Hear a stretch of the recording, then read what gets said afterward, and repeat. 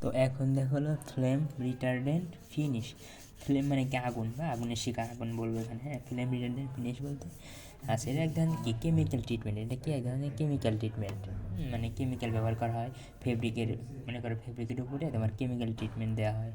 হ্যাঁ, যাতে কী হয় ওই ফেব্রিকটা মনে করো আগুনকে প্রতিরোধ করতে পারে, আগুনকে কী করতে পারে প্রতিরোধ করতে পারে, অর্থাৎ সহজে যেন এরপর আচ্ছা যাতে আগুনকে প্রতিরোধ করতে পারে, এটা পরে আসবো। তার আগে বুঝবো যে আমরা জানি কি অক্সিজেন হলো আগুনকে জ্বালাতে সাহায্য করে। তো যাই হোক, ফ্ল্যামেবল, ফ্ল্যাম মানে কি জ্বলতে পারে এমন এরকম, তাই না? ফ্ল্যামেবল গ্যাস বলতে যে সকল গ্যাস কী করতে পারে অক্সিজেনের উপস্থিতিতে জ্বলতে পারে তাদেরকে আমরা বলি ফ্ল্যামেবল গ্যাস। আর নন ফ্ল্যামেবল গ্যাস কাকে বলতেছি? যারা অক্সিজেনের উপস্থিতিতে জ্বলতে পারে না। এখন একটা দেখো পাইরোলাইসিস। পাইরোলাইসিস বলতে আমরা বুঝতেছি কি? আচ্ছা, পাইরোলাইসিস বলতে বোঝায় যে অক্সিজেনের অনুপস্থিতিতে তাপের সাহায্যে কোনো বস্তুকে বিভাজন করা, মানে কোনো বস্তু কীভাবে ভেঙে যাবে। এখন বস্তু ফ্যাব্রিক, মনে করো ফ্যাব্রিক আগুনে পুড়ে যায়, পুড়ে তো ফ্যাব্রিক কি ভেঙে যায় না? ভেঙে যায় বলতে এখানে ফ্যাব্রিকের ভিতরে যে স্ট্রাকচার আছে ওই স্ট্রাকচারটা তোমার নষ্ট হয়ে যাওয়া। আচ্ছা, আর প্যারালাইসিসের ফলে কী হয়, মানে অনেক বড় বড় যৌগ ভেঙে ছোটো ছোটো যৌগতে পরিণত হয় আর কি। তো যাই হোক, তো সংজ্ঞা দিতে পারবো এগুলো কিছু না। এখন চার, চার বলতে কী বোঝায়? যে মনে করো একটা পদার্থ থেকে তুমি পুড়াইছো, হ্যাঁ, পরিপূর্ণ পুরাও নাই, মানে সম্পূর্ণ পুরানো শেষ হয় নাই, তখন দেখবা যে ছায়ের মতো কিছু একটা হয়, ছায়ের মতো যে কিছু একটা হয়, এটাকে আমরা বলতেছি চার। এখন আচ্ছা, এখন দেখো লিকুইড কনডেন্স, আচ্ছা কনডেনসেট না কি, যাই হোক আপনি তোমরা উচ্চারণটা দেখে নিও, সমস্যা নেই। তো লিকুইড কনডেনসেট বলতে বোঝাচ্ছে হলো গ্যাসের লিকুইড ফর্ম, গ্যাসের লিকুইড ফর্ম, অর্থাৎ গ্যাসকে যদি আমরা কনডেনসেশন করি তাহলে লিকুইড কনডেনসেট পাই আর কি। হ্যাঁ, মানে লিকুইড গ্যাসের তরল অবস্থা। তো দেখো মেকানিজম অফ ফায়ার কম্বাসন, মানে কম্বাসন কি আগুন ধরা বা আগুন জ্বলা, হ্যাঁ, বা পুরানো একটা আগুন কীভাবে ধরে, হ্যাঁ, এই জিনিসটা তো মনে রাখবে। একটা জিনিস কিন্তু শুরুতে মানে আগুন ধরার সাথে সাথে কিন্তু মানে মানে কী বলো, তুমি কোনো কিছু তুমি হিট মানে তাপ দেওয়ার সাথে সাথে কিন্তু ওই জিনিসটাতে সাথে সাথে কিন্তু আগুন জ্বলে না। আগুন জ্বলতে কিন্তু একটু টাইম নেয়, আগুন জ্বলতে কিন্তু একটু টাইম নেয়। তো প্রথমে তোমার কী হয় ওটা আমি তোমাকে বুঝাই। মনে করো প্রথমে কী দিলা, হিট দিলা, কী দিলা, হিট। মনে করে ফাইবারে তুমি কী দিলা, হিট দিলা। হিট দেওয়ার পরে ফাইবারটা প্রথমে কী হবে, ফাইবারটা প্রথমে প্যারালাইসিস হবে। আর প্যারালাইসিস মানে ভেঙে যাওয়া, অর্থাৎ ফাইবারের কী হবে, ফাইবারের স্ট্রাকচারটা, ফাইবারের ভিতরে যে ঘটনা আছে ওটা ভেঙে যাবে, ওটা কী হবে, ভেঙে যাবে। আর হলো দেখো প্যারালাইসিসের কারণে কী কী তৈরি হবে, দেখো লিকুইড কনডেনসেট তৈরি হবে, চার তৈরি হবে, আর নন ফ্লেমেবল গ্যাস তৈরি হবে। নন ফ্লেমেবল গ্যাস তৈরি হলো, আর তৈরি হবে তোমার ফ্লেমেবল গ্যাস। তার মানে এ দেখো প্যারালাইসিসের কারণে ফ্লেমেবল গ্যাস তৈরি হলো, তারপরে যে এটা তৈরি হলো, তারপরে এটা তৈরি হলো, তারপরে এটা তৈরি হলো।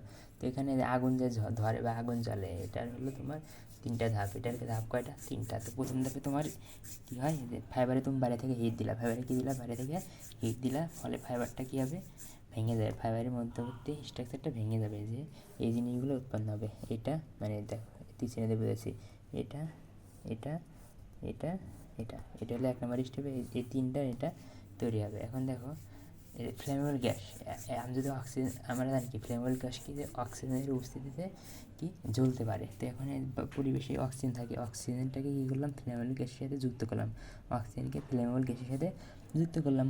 যুক্ত করলে কী হবে বলো, যুক্ত করা মানে কি আগুন জ্বালা, আর আগুন জ্বালা মানে কি কম্বাসন। হ্যাঁ, তাহলে কী হবে, ফ্লেমেবল গ্যাসের সাথে যদি অক্সিজেন দাও তাহলে আগুন জ্বলবে। আগুন জ্বললে কী পাই আমরা, লাইট, আলো পাই না? ওই যে অন্ধকার আগুন জ্বলে দেখবা আলোকিত হয়ে গেলে চারপাশে আলোকিত হয়, আর লাইট পেলাম, সাথে কি নন ফ্লেমেবল গ্যাস তৈরি হবে, আর কী তৈরি হবে, হিট তৈরি হবে। আগুন জ্বললে কি আমরা পাশে যদি এরকম হাত দিই, হাতে তাপ অনুভূত হয় না? তার মানে দেখো দেখবে ফ্লেম গ্যাসের সাথে যদি তুমি অক্সিজেন দাও, দিলে পারে কম্বাসন হবে, মানে আগুন জ্বলবে, আগুন জ্বলার ফলে লাইট তৈরি হবে, এটা তৈরি হবে, এটা তৈরি হবে। এখন এই দেখো এই হিট, এই তাপটা আবার এই যে তোমার ফাইবারের উপরে আসবে, ফাইবারে আসবে, আসলে পরে যখন এই হিট, হ্যাঁ, এই হিটটা যখন আবার ফাইবারে আসবে, তখন ফাইবারে হিট পেলে কী হয়, প্যারালাইসিস হয়, তাই না? তখন আবার নতুন করে প্যারালাইসিস হবে। এই তো আবার প্যারালাইসিস হবে, তারপরে এইভাবে চলতে থাকবে, এই সাইকেলটা এভাবে চলতেই থাকবে। আশা করি এই ব্যাখ্যাটা তোমরা দিতে পারবা। আর একটা কথা হলো যে হলো এক্সোথার্মিক আর একটা এন্ডোথার্মিক। যে এন্ডোথার্মিক মানে কি, তাপহারী বিক্রিয়া। আমরা যখন পরিবেশ থেকে তাপ দিই, মানে কোনো কিছুর উপর যখন আমরা নিজেরা তাপ দিই, তখন তাকে বলা হয় তাপহারী বিক্রিয়া। যেমন এই দেখো এখানে আমরা কি তাপ দিচ্ছি না, ফাইবারের উপর তাপ দিচ্ছি, এই জন্যে প্রথম স্টেপে আমরা কি ফাইবারের উপর ফাইবারকে তাপ দিচ্ছি, তার মানে আমরা নিজেরা তাপ দিচ্ছি, এই জন্য এটা হলো তাপ হারি বিক্রিয়া। আর দ্বিতীয় ধাপ মানে দ্বিতীয় ধাপে কি তাপ তৈরি হয়, দ্বিতীয় স্টেপে তাপ তৈরি হয়, এই জন্য তোমাকে ওটাকে আমরা বলতেছিল তোমার তাপ উৎপাদিত এক্সোথার্মিক বিক্রিয়া। এখন দেখো কিছু না ওই ব্যাখ্যা ওই জিনিসগুলো আমরা এখানে ব্যাখ্যা করছি। আর খালি এটা কি ফ্রি রেডিক্যাল মানে মুক্তমূলক, এই যে ডট চিহ্ন দ্বারা কি মুক্তমূলক বোঝায়। এই যে একটা অক্সিজেন, দুইটা অক্সিজেন আছে না, এখানে দুইটা অক্সিজেন আছে, একটা অক্সিজেন আলাদা হয়ে গেল যে এর সাথে যুক্ত হলো, এখানে দুইটা হাইড্রোজেনের একটা হাইড্রোজেন আলাদা হয়ে গেল এর সাথে যুক্ত হলো, এখানে তোমার কী হলো, এখানে হলো তোমার যে অক্সিজেনটা এখানে কার্বন মনোঅক্সাইডের সাথে আসলে এসে এটা তৈরি হলো। আশা করি এটা তোমরা পারবাই। এখন দেখো কি burning cycle of polymeric material. Polymeric material বলতে এখানে তোমার কি মানে এখানে তোমার পলিমেরিক ম্যাটেরিয়াল বলতে ওই ফাইবারকে বোঝানো হয়েছে, কারণ ফাইবারের ভিতরে একটু পলিমার থাকে না, মানে ওই যে পলিমার মানে আমাদের মনে হয় কটন ফাইবারের ভিতরে কী থাকে, গ্লুকোজ মানে C6H12, হ্যাঁ এটার পলিমার থাকে, তাই না?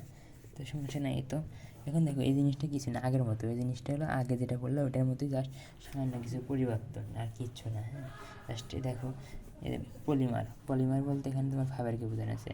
থার্মাল ডিকম্পোজিশন বা পাইরোলাইসিস একই, তার মানে এখানে থার্মাল ডিকম্পোজিশন বলতে পাইরোলাইসিস বোঝানো হয়েছে। আচ্ছা, আর এই যে তোমার কম্বাস্টিবল গ্যাস বলতে তোমার কী বোঝানো হয়েছে, তোমার যাই আমরা ব্যবস্থান করলাম, ওই গ্যাস বলতে তোমার বোঝাচ্ছে যে ফ্লামেবল গ্যাস, এই কিছু না। আর এই যে কম্বাসন মানে কি জ্বলা, মানে কি আগুন, কম্বাসনের পরিবর্তে ফ্লেম ইউজ হয়েছে। হ্যাঁ একই জিনিস, এই যে ডট দিছি না, ডট লাইন দেখছো, এর উপরে হলো গ্যাসীয় অবস্থা আর নিচে হলো সলিড বা কঠিন অবস্থা, মানে শক্ত। দেখো পলিমার ফাইবার কি শক্ত না, এটি বুঝাইছি। আচ্ছা, এই তো এখানে তো আগেরটা 3 স্টেজ ছিল, এখানেও 3 স্টেজ ছিল, স্যার নামগুলো পরিবর্তন করে দিছে, তো আর কিছু না। হ্যাঁ তো এখানে ব্যাখ্যা আগের মধ্যেই সামান্য একটু দিয়ে একটু পরিবর্তন করে দেওয়া, তাই হবে আর কি। কিছু না, মানে জাস্ট 3 নম্বর স্টেপ দেখো আগের মতোই, কিছুই লেখা লাগবে না, আগে যেটা লিখছে এটা লিখবা। আর এটা কি 1 নম্বর স্টেপটা কি আগের ধাপের জাস্ট প্রথম 2 লাইন লিখলে হচ্ছে। আর 3 নম্বর স্টেপে বলছি যে এই একই, এখানে নন ফ্লেমেবল এবং ফ্লেমেবল গ্যাস তৈরি হবে যদি তাপমাত্রাটা কী হয়, মানে পর্যাপ্ত থাকে। এখন আসে ফ্লেম রিটেনডেন্ট ফিনিশ কাকে বলে। ফ্লেম রিটেনডেন্ট ফিনিশ বলতে তোমার কী বোঝায়, কেমিক্যাল ট্রিটমেন্ট, মানে কেমিক্যাল দ্বারা ওই ফ্যাব্রিককে ট্রিটমেন্ট করবে। এর ফলে কী হবে, মনে করো ওটা মানে আগুন লাগলে সাথে সাথে আগুনটা থেমে যাবে, আগুন লাগার সাথে সাথে আগুনটা থেমে যাবে।